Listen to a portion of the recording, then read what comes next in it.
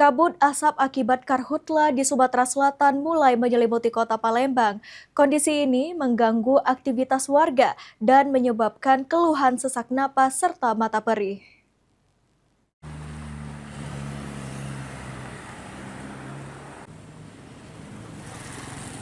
Kabut asap akibat karhutla mulai menyerang kota Palembang.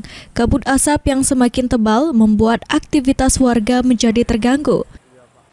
Sejumlah warga mengaku terganggu dengan adanya kabut asap di kota Palembang lantaran dapat membuat sesak napas dan mata menjadi perih.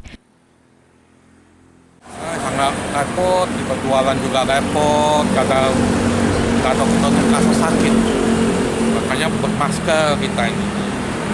Kadang mata tuh pedih kadang. Namanya kabut asap nih, kita setiap melakukan kegiatan tuh ngerasa terganggu, Pak.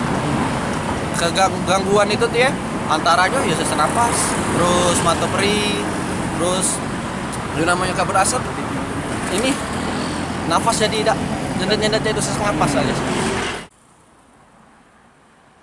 Warga berharap pemerintah segera bertindak menangani karhutla dan memberikan sanksi tegas kepada pelaku pembakaran lahan.